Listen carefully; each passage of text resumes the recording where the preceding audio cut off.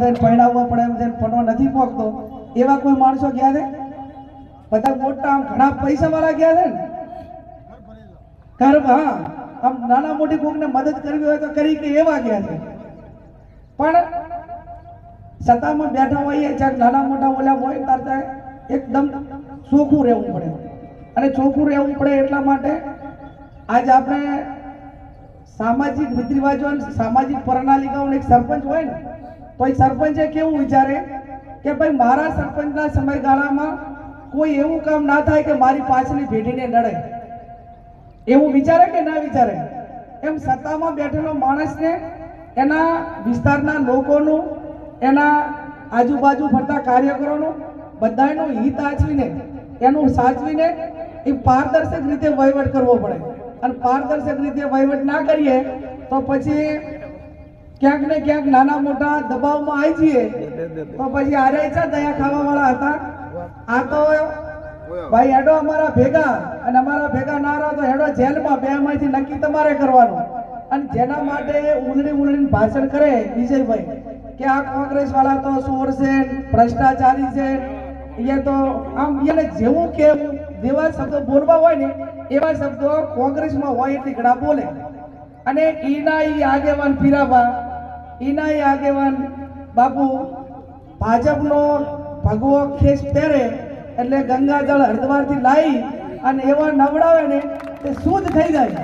ઈના ઈ દાડા કલાકમાં થોડોક આમ આપણને કોઈ કાંઈક બોલું એનો વખાણ કરતા થોડુંક આમ પાટે ચડે તો બરોબર, પણ ઈના ઈ દિવસે અને એવા ભાષણ કરે ને એવા એના વખાણ કરે કે આ તો તને આખા દૂધે ધોડાઈને દાડે ગંગાજળ આ લાવ્યું હોય ને એવું કરે.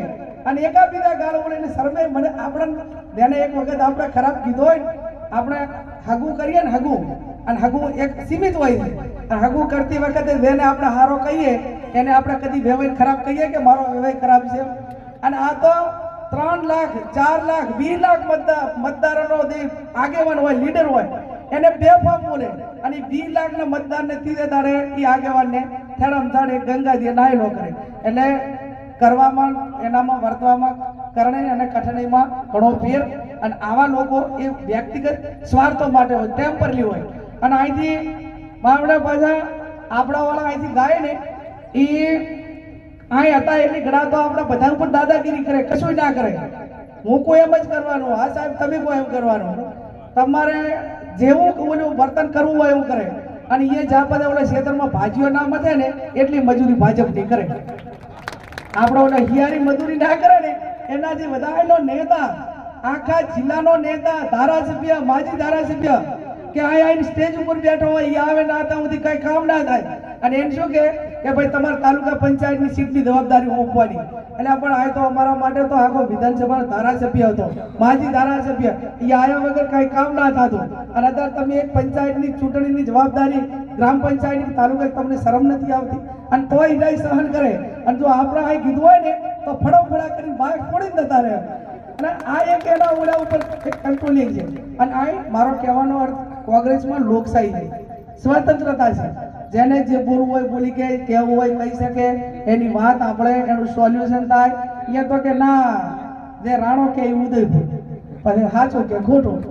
શું કે રાણો કે ઉદયપુર, ભાઈ જે કોઈ એ જ સાચું, તમે કાંઈ કોઈ સાંભળવાનું નથી. અને આવા લોકો જોડે દઈને સત્તામાં કે નાના મોટા ઓલામાં આવવું એના કરતાં આપણે ઘરે હોઈએ તો ઘરના ઘરેથી કોઈ કાઢી મેલે? આપણે ઘરેથી કોઈ ના કાઢી મેલે. આવા અપમાન સહન કરવા કેવા મેણા મારે. અને એ થાય ને તો પાછા નોખા બિહાડે પીનાબેન કે આ તો ઓલા કોંગ્રેસ વાળાથી આપણી હાથી વાત આપણી ના થાય.